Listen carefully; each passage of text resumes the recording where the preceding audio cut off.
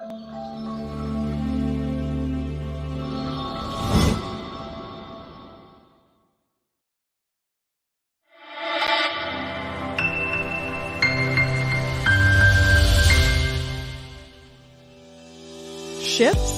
or Shipsy?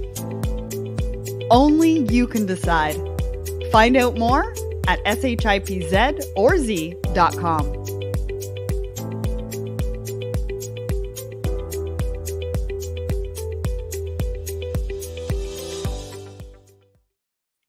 Good morning, everyone, and happy Tuesday. Welcome to another episode of Thoughts and Coffee. My name is Sarah Barnes-Humphrey, and I am your host. I am the founder of Let's Talk Supply Chain, as well as the CEO of Ships, and I am just excited to be here with you this morning. I had a bit of an accident on Friday, so I'm going to tell you a little bit about that once we bring Audrey up. But first, I think we should talk about what's happening on Let's Talk Supply Chain this week. I mean, listen, guys, we are 10 days away from the holidays, and there's a lot going on. There's a lot of conversations happening around the vaccine, and we've got a lot of great content coming out. So let's talk about the episode this week. So I spoke to Lauren from Convoy. If you're not familiar with Convoy, which I would hope there's a lot of people that are, go and check them out. They are doing some amazing things in the trucking space. Lauren and I had a great conversation about quality and compliance and how their platform actually helps shippers with quality and compliance. And it's a really, really interesting episode. I learned so much about quality and compliance and why it's so important to small and medium-sized businesses. So that's episode 164. Wherever you listen or subscribe to Let's Talk Supply Chain podcast, go and check that out. It's a great episode. And next, we've got Blended. Blended is our new series about diversity and inclusion, and we have just given it its own show. So now you can go to Apple, you can go to Spotify, you can go to Amazon Music, Google, and you can search out Blended Podcast, and you can subscribe to it wherever you like to listen to your shows. We felt that this show really needed its own platform because of the authentic stories, the amazing people in supply chain that are coming together to talk about diversity and inclusion authentically and genuinely. So we wanted to give it its own platform. So please, if you will, go to wherever you listen to podcasts and subscribe to the Blended podcast. We would absolutely appreciate that. So without further ado, I am going to bring up Audrey, and we're going to have some fun conversations today. Good morning. Good morning. How are you? Hello. Good. Good. Busy week already. Already, and it's only Tuesday. It's like Tuesday before noon, and it's like, oh, okay, I've had enough. Well, we've got a bunch of people on here already. Good morning, Rajesh, Victor. We've got Vishal all the way from India. LinkedIn user, I don't know who that is, but maybe AJ will post up how you can change from LinkedIn user to your name. And Khalil, all the way from Trinidad and Tobago. Let me tell you, that is where my husband's family is from. So thank you so much for supporting us from over there. Thank you for joining us. I guess we should talk about my little accident that happened on Friday. So, everybody knows that we live in Canada, and it's a little cold. And we had a little bit of ice last week. I guess I wasn't really paying too much attention, but I was out in the backyard and I ended up totally off balance. And then I ended up stepping on a piece of ice, and which sent me flying into a window well. Which here, the basements, the windows are above ground, and then there's like a silver basin, and then there was a deck around it. So I ended up sideways in the window well, and I cracked my ribs off of the basin, and I cracked my head off of the deck. So it's been an interesting couple of days trying to stay off screens as much as possible because I am prone to concussions. And I've got some bruised ribs. So there's been a lot of frozen peas because the ice packs don't like contour, right? A traditional Canadian. So I needed some frozen peas because they contour around and they can actually get to, my bruise. And I've got a huge bruise on my leg, which is so incredibly awesome. Yeah. And, just the fact that I did that was just not a lot of fun, but it's okay, and I'm okay, and we're here this morning, so that's really all that matters. So why don't you tell everybody who you are? We forgot about that part. Which part? To tell everybody who you are. Oh, that's because I always assume everybody knows who I am. Because I forget. So good morning. I'm Audrey Ross. I'm here in Toronto. I am the in-house logistics and custom specialist at Orchard Custom Beauty, which is a private labeling company that does cosmetics, beauty accessories. We do globally. We have customers all over the world. We're business to business, so we ship out to our customers are large retailers, and we manufacture in a lot of places. So yeah, that's kind of what I do. We manufacture in a lot of places. Yeah. So over on my personal LinkedIn page, I just want to give a shout. Manuel, hello. He says, these are the most strange holidays ever. Yes, I would absolutely agree with you because I am not seeing my family until after Christmas. Alexander, good morning. Omar, greetings. Davin, he says good morning to both of us. And then he also says that he agrees with Manuel. So thank you so much for everybody joining us on the personal page. I wanted to ask you, we've done all of these thoughts and coffees. Yeah. And I don't think once I've asked you how you take your coffee. How do you take your coffee? That's true. Yeah, we've never actually talked about coffee. It's just assumed that that's what's in this mug too. Some Baileys. I mean, yeah, so there's a quarter cup of Baileys, and then there's a coffee, and then there's no. I'm like a half teaspoon of sugar, or none, or a little more, and a bit of cream. But I like it fairly dark, so it's only like a splash of cream. And this year was the year I got into oat milk and cashew nut milk. Oh. But I can't do either. I have to do both. That's what I learned. A lot of people, like, when you start, you're like, okay, I'm going to try non-dairy. And it's like, then you go one and you're like, no, it's a blend. Well, I would say to you to try coconut milk because it's actually I find it's closer. It's creamier out of all of them. Yeah. So how I take mine is I put collagen powder and then the coffee, and then I also do some MCT oil and some coconut milk. Yeah, I take collagen like I take my vitamins, which is sort of when I remember. Yes. Even though the can is like right there. I want to know how everybody else in the audience takes their coffee. So you see people who take it though, and they have the nicest skin. So I should get on. So let us know. Share in the thing. Yeah. Send it to us in the comments. All right. Mm-hmm. So what are we talking about now? We are talking about the question of the week first. Yes. And then we'll get into my thoughts and coffee post.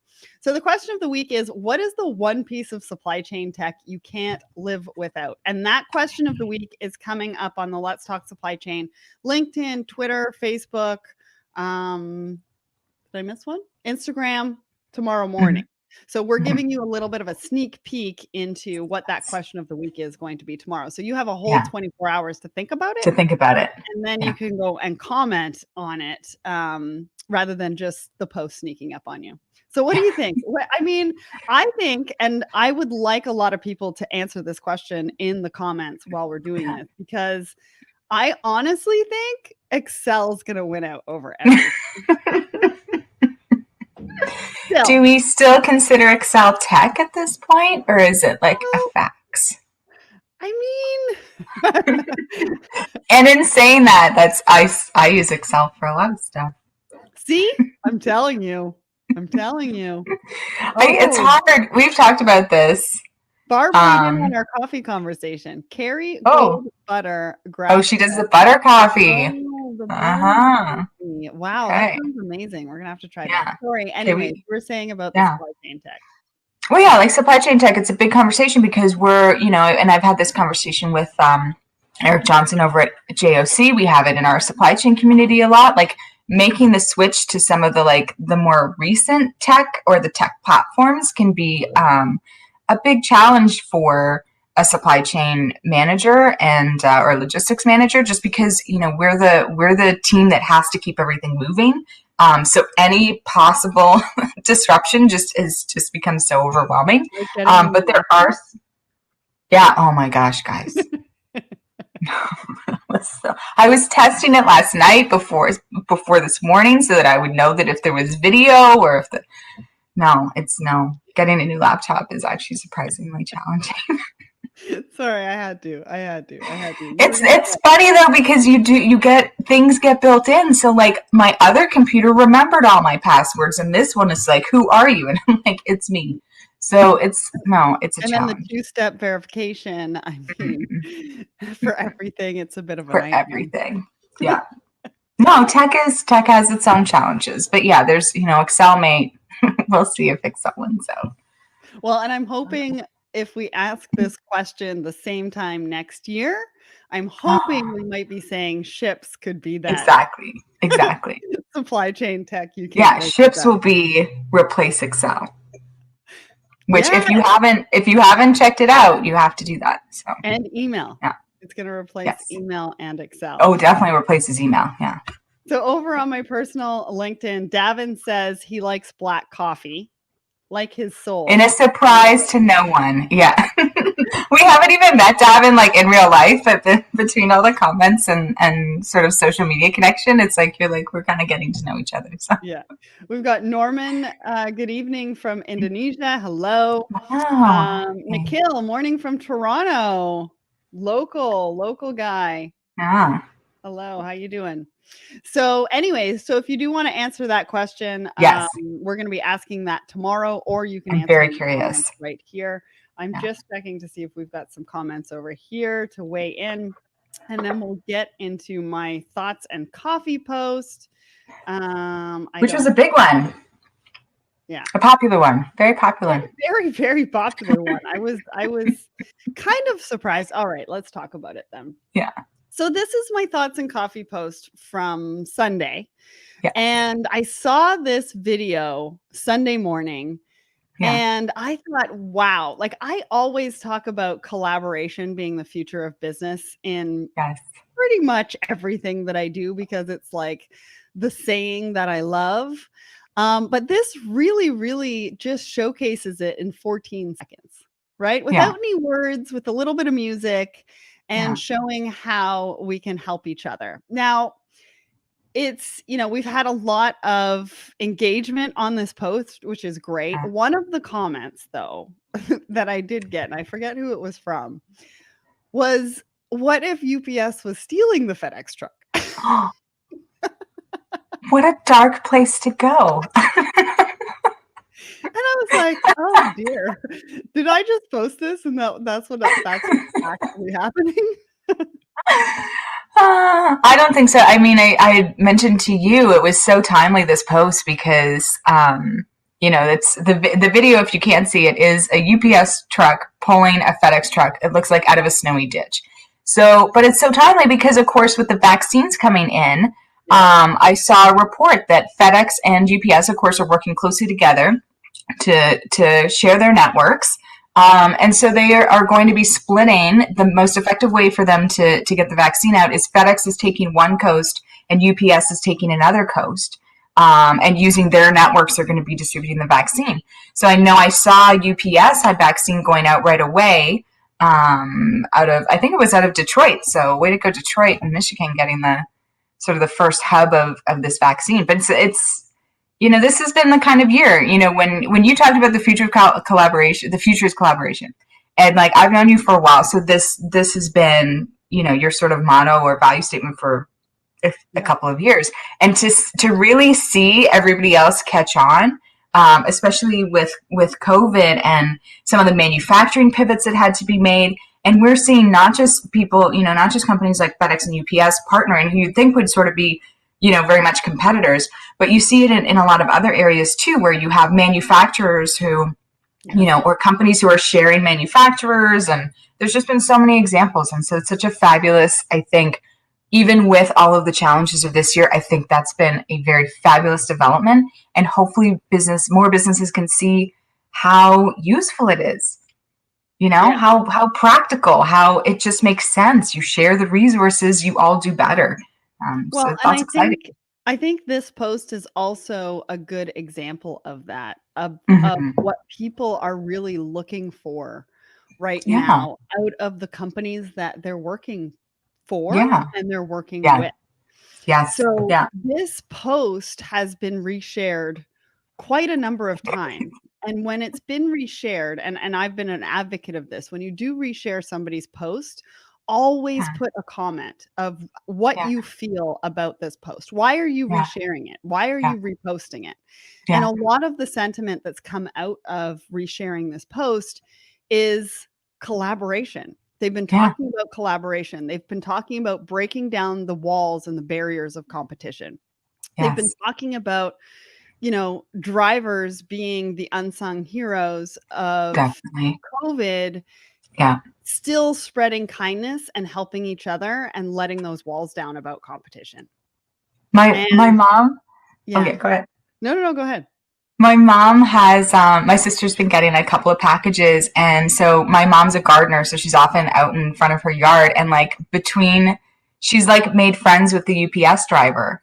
My mom doesn't really order the packages. I think they're for my sister, but it's like, even if he's not dropping stuff off now, he is like, hey. Yeah, which is awesome. Awesome. And, Yeah. a lot of the comments that were made on this post was really just, I really needed to see this today.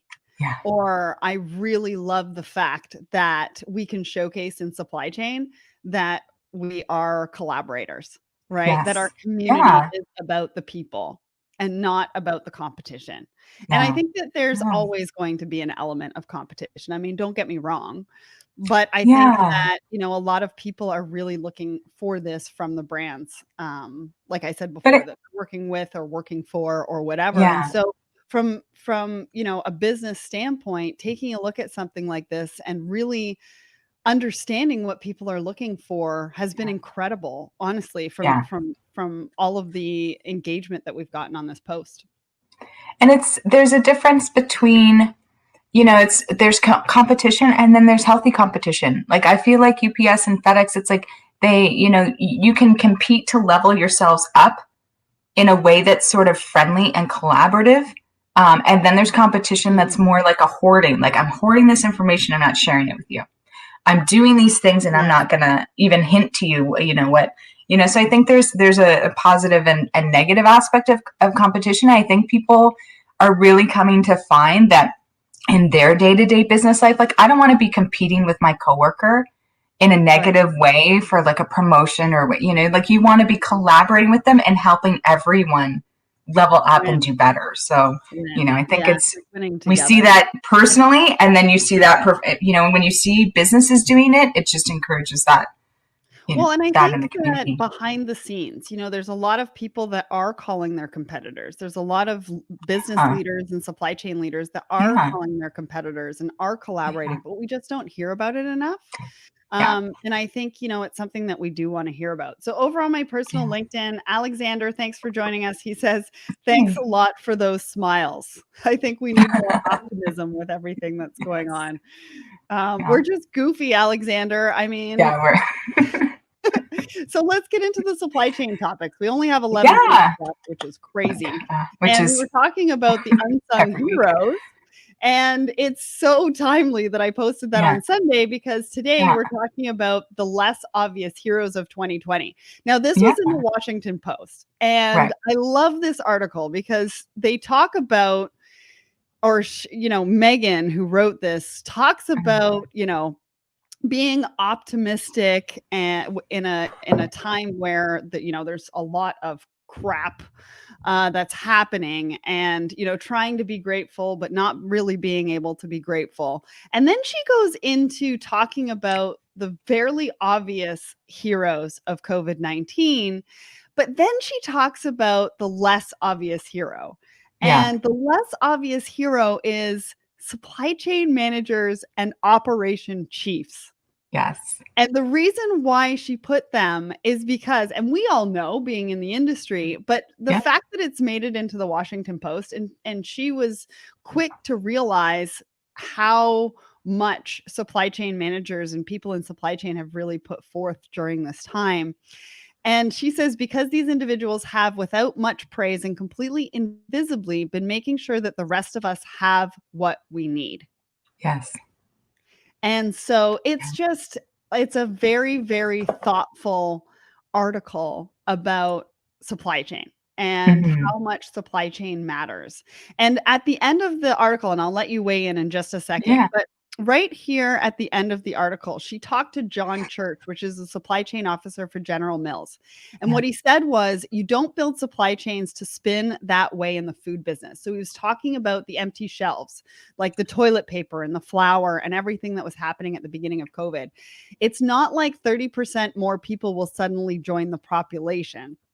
What they were talking about is that the way that we have dealt in our supply chain pre-COVID was having the necessary forefront and the nice to have in the back end. And nobody could have predicted that, we needed that toilet paper was the absolute necessity and that the flour was the absolute necessity. But what they did do is they pivoted really quickly. She talks about this in the article about how everybody in supply chain pivoted quickly so that we had everything on the shelves that we needed. So, I mean, I implore you to go and check out this article. I really, really enjoyed it. Audrey, what did you think? Yeah, no, I think it was a great highlight and a really, sort of, the Washington Post is sort of a higher level publication. So just to get it out to sort of a different population as well, different readership. But yeah, I think people don't realize, when you're building a supply chain, I mean, you want agility, but the reality is you're trying to make it as seamless as possible. So you build in all these things, you make all these choices so that it runs a certain way. Yeah. So then to have to give it a 180 after you've spent, and supply chains take like decades to build in some cases. Like a General Mills, which has been around for like 50 years, they didn't build their supply chain last year. Like it was like 60 years ago, and they've been sort of improving it and tinkering it and whatnot. But yeah, you don't expect all of a sudden that kind of demand. Yeah. So for them to be able to pivot and hustle, and yes, it meant people like me and people like our community were staying up nights, rejigging everything, finding new suppliers. Like it's a lot of work. So, and we're lucky. I mean, you saw some stuff shortages on the shelf, but I think most of us in the biz were kind of, you knew it was either in the back or in the DC or on its way. But I think, yeah, it was interesting for average customers to see that. Yeah. So over on my personal LinkedIn, I want to say good morning to Gary and in India. Thank you so much for joining us. He's just said that he totally agrees with us on that part. John Baglino says that their family puts out a basket full of Gatorade water bottles, granola bars, protein bars to fuel the drivers from the delivery services. I love that. I think that that's a really, really great idea and something really small that we can all do. Right? Yeah. Yeah, so that doesn't surprise me from John. He's such a nice guy. I know. So then talking about vaccines, I wanted to highlight this article next because we're all talking about vaccines. We're all talking about what does that next step look like? Are we all going back into the office? Is it going to be a hybrid model? And so I wanted to talk about, obviously we're all talking about the logistics of the vaccines. Yes. I wanted to talk about some of the companies that are making it possible for us to be able to go back into the office if that's what we're looking to do. And so I wanted to highlight some of those companies because at the end of the day, I think, whether it's a hybrid model or we go back in full time, people are really missing that personal interaction. And so if we can share some of this knowledge and talk about potentially getting back into the offices, at least part-time, I thought it was a good idea. Before I go into those companies though, what did you think of this article? No, I think it's fascinating because I know especially if you're working around warehousing and and trucks and transportation, you have an idea of health and safety protocols, and we're familiar with the fact that there are companies and consultants that help businesses with that kind of stuff. But it's been interesting their own pivot to helping companies space people out. What is your new COVID office protocol, right? And like Orchard, we have a whole new office protocol that we're following. So this was fascinating that there, who sits and thinks about how you rejig your office furniture, how you rejig your rooms, your walls, your everything. So fascinating. And if you show like the Pac-Man thing at the bottom, which is what I do in the grocery store, there's a little example and they're like, they have a little office floor plan and it's, right there. And so it shows you, it's like a computerized model that shows you like, oh no, too close, right? So like you're green, it's like too close. So, it'll be interesting to see how other offices, especially bigger ones, come up with what intersections are we going to, which I feel like is me at the grocery store still. I turn a corner and I'm like, person, turn, person, turn. So when they said Pac-Man, I was like, oh my gosh. So this is by HIPLA, this Pac-Man type scenario. They're known for its visitor management system, including touchless office access. So they've actually rolled out Conta Track, which uses video to monitor offices, schools, and warehouses to track social distancing and mask wearing, which I thought was really interesting, obviously from a warehouse standpoint.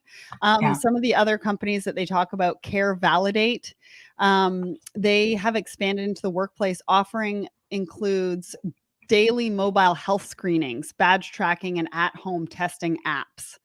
And then Envoy, they have rolled out Envoy Protect, which is a system to track which employees are sick and manage crowded workspaces. So I think, just a couple of things that we need to be thinking about as we think about going back into the office and potentially what companies are out there to help us do that and really, provide a solution for some of the things that we are challenged with. All right, we've got 4 minutes. We got one left. So as we're talking about vaccines and we're talking about what 2021 is going to look like, I wanted to add this one into the mix because are we going to go back to in-person conferences? I mean, everybody that I'm talking to has said their company has put a stop on air travel or travel for 2021. Even if we do get the vaccine, is that going to be altered? Are companies going to risk their employees going to in-person conferences? So this actually talks about how much, obviously, it has declined. They've talked about how most trade shows and things like that have adopted to Zoom, but they're talking about, one of the largest trade fairs out of Germany which was crazy big. American football fields long and can accommodate 250,000 people. I mean, that's not something that we can replicate on Zoom. So what are we doing? Are we going back to in-person conferences? Are we not? Would you go even if you get the vaccine? How are we going to track who gets the vaccine, who doesn't? I don't know. What did you think when you saw that? I feel for the industry because I have a lot of friends here in Toronto who, I work with Fashion Group International as well. And you see a lot of these businesses who rely on in-person business or like Fashion Group ourselves. We had to go virtual instead of events. The vaccine it protects you. I don't know. It's not a cure, right? It's a vaccine. So I think we're all very optimistic that it's like, oh, I get the vaccine and life goes on. And it's not exactly. I think there's still going to be a sort of vaccine period before we actually can fully get together, which sucks. But yeah, I would say once 2021 shakes out, I think by September 2021 we'll have a good idea of what's coming back for 2022. You think that long? I do because I do. Just because the mechanism of getting COVID under control, like places like New Zealand has, right? They're not going to let anybody in who's not, and all the legalities around like mandatory vaccines, and then we're still going to have to wear masks because it doesn't, 100% prevent getting you. There's a lot. It's a lot. So I don't know. Anybody in the audience wants to weigh in and let us know if you would go give us your thoughts. Conference. I would love to know. For me, I'd like to get back to in-person conferences. I haven't, I mean, with the quarantine still on and all that kind of stuff, I mean, I can't We go can't to a travel. conference and come back and quarantine for 14 No, days. I mean, no. that's just not ideal. So it really Yeah, depends on what the parameters are going to be, what that yeah, looks like. I think that there's a long way to go, and I think somebody from that industry needs to come out and say, "Hey, this is what we're doing. These are the yeah, protocols in place. This is what we're thinking." Maybe yeah, even talk to the community and ask, yeah. what would take for you guys to go back to an in-person conference? What does that look Right. like for you? What protocols do we have to have in place? And I don't think there's Yeah. enough conversation being happening right now around that. And Yes. I think that if they really want to get back into business and we really want to be getting back into in-person conferences, that is a really, really important place to start. Yeah. Anyways, we are over time. I just want to wish everybody an amazing week. Next week is our last show before the holidays. I've got Martha Lumatete, and we're talking about giving back. We're talking about all sorts of amazing things next week. So stay tuned for that. Thank you so much to Okay. everybody for joining us this week. Thank you to Audrey. And again, we wish you guys a